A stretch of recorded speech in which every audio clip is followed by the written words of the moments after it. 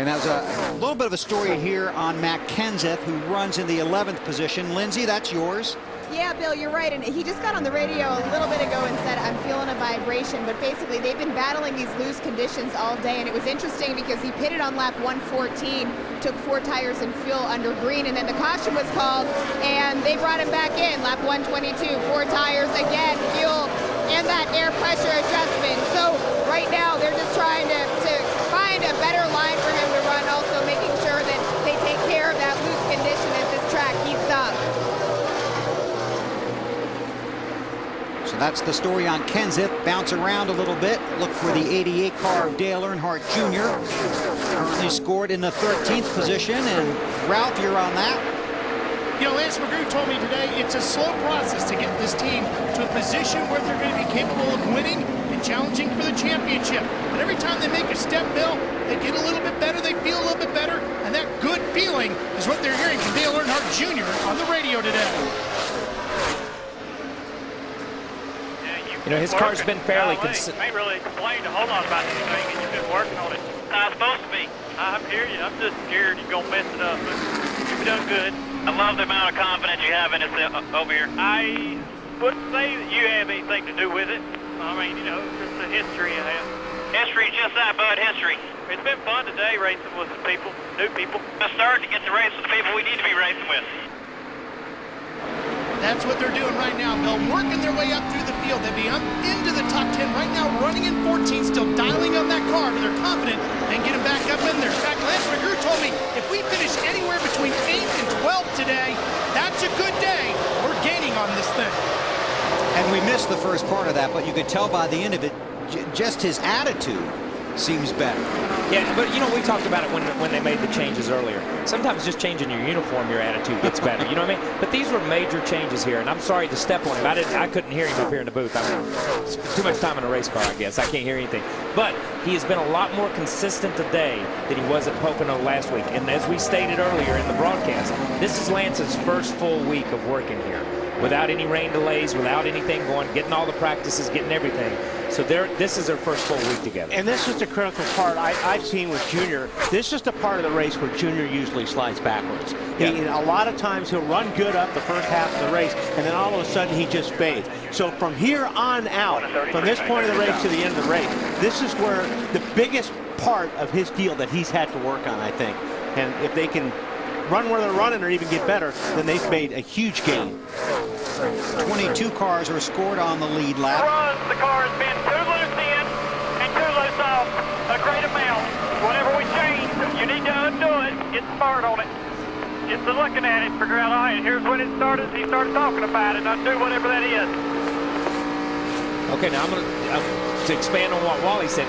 This is the point where they lose their grip, where they lose where they're at. Now he's saying, you need to undo something. This is going to be the call that Lance makes. Do they undo it, or do they just say, gut it out, you're running 12th or 13th? If they undo it and he drops the 17th or 20th, like he has in the past, that's a problem. And that's a call that's coming from the driver's seat, not from the pit box. Do they tell him they undid it and not undo it? Oh, yeah. Well, that's been done all the time. All the time. All the time. Well, they may only have one more pit stop to do it. We'll see how it all plays out. Jimmie Johnson has led 126 of 136 laps, including this one at Michigan. TNT Sports at Michigan International Speedway, Brooklyn, Michigan, on a Sunsplash Sunday afternoon. And Jimmie Johnson just out for a Sunday drive. He has led 131 laps. He leads Greg Biffle by 1.6 seconds. Coke Zero, the only soft drink with real Coke taste and 0 calories, is giving fans a real taste of NASCAR. 163 miles per hour in a real race car with a real NASCAR driver. Visit mycokerewards.com/400 to enter the Coke Zero Real Taste of NASCAR sweepstakes for a chance to win the ride of your life with a member of the Coca-Cola racing family.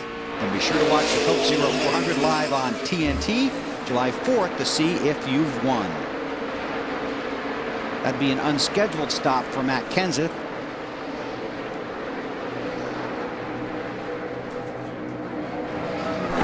Okay, we'll get to Kenseth to find out what happened there. Let's go through the field, starting with the race leader. Here's Lindsay.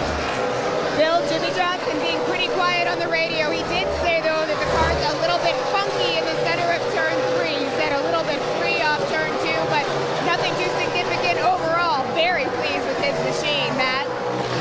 been on a roll in the championship standings over the past 2 races. He's gained 3 spots. Started Michigan in the 7th position. His biggest issue much of the race is trying to find grip, and that's his latest complaint to Greg Irwin. The car just needs more grip on exit. Mark Martin, one of 4 drivers to go to victory lane after leaving Roush Racing. He has climbed up to 3rd. Mark's only real issue of late, the last run his car was neutral, but he's had some kind of electrical issue over about the last 40 laps. He's been going back and forth between battery A and battery B. Marty?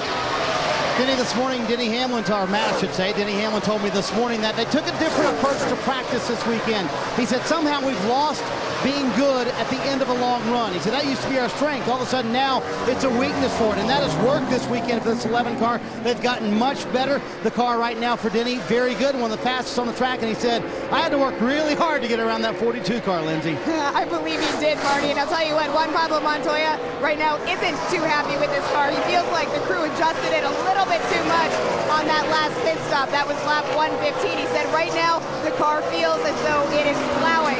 Montoya overall, though, just pleased right now to be in the top 5, Marty. Lindsay, it's amazing how razor sharp the edge of this car is. Last run for Jeff Gordon, so loose he could barely drive it. 2 rounds down on the track bar. Now he says it's great. Up in the 6th position. Very happy with the car. Remember, Gordon started at the back today. The 2nd time in the last 3 races. He started at the back, trying to turn this one into a win. Matt? And Tony Stewart runs in the 7th position, the championship point leader, trying to increase his lead over Jeff Gordon. Stewart says his biggest issue at this juncture, basically, he wanted Gary and Grubb to know it takes 2 to 4 laps before his car really comes in. That way, he can plan ahead to the next stop. Just how big of a swing they want to make adjustment-wise for the run to the finish. Marty? Matt, remember how good Carl Edwards was on the last run? Well, he's about that much worse on this run. Not very happy with the car. He said it's a little bit tighter than it was last time, especially rolling the center of the corner. He said we made it worse, whatever change we made. Inside the car, Carl made a change himself, adding 2 rounds of rear brake, trying to loosen that thing up just a little bit. Ralph? Kurt Busch has been inside the top 10 all day today. He's been as high as 2nd. He's currently running back in 9th. The car is still loose in, tight in the center, and loose off. His comment over the radio, it's like going around in a 4-wheel drift. It's made things very difficult for Kurt Busch in car number 2. Rounding out the top 10, Ralph, is Casey Kane in the 9. Remember, he pitted under that last caution, took on tires. His issue that they've been fighting, loose. But Kane said that the car, Larry Mack, at this point, he says the car is just terrible. They have lost the handle on this 9.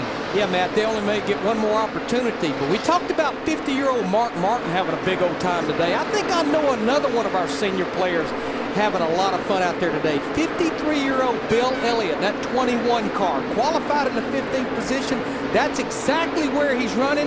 And you know what? When you look at this 21 car in Bill Elliott, a total of 18 wins combined here at Michigan. You know what, Kyle? They may not have a winning car, but they may have a top 15 car. And you know what? I know NASCAR only logs wins, top 5s and top 10s, but a top 15 is hard to come by today. The top 15 is huge to come out. And I'm going to say something. These guys are running a limited schedule like the Wood brothers of old.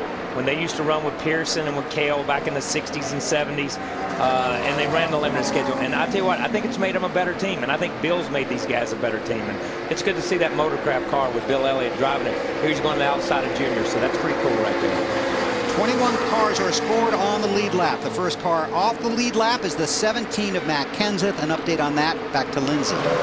Thanks, Bill. Yeah, a frustrating afternoon for Matt Kenseth. He's felt loose all day long, but I told you about the vibration that he was feeling. The team brought him in because he had a loose left rear wheel. So they gave him 4 new tires.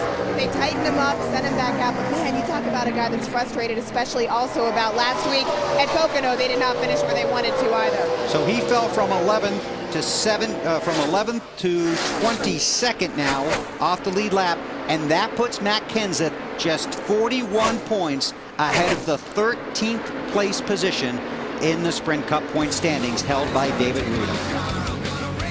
Jimmy Johnson is the race leader, 51 to go, closing in on pit stops, a zippy race here in Michigan.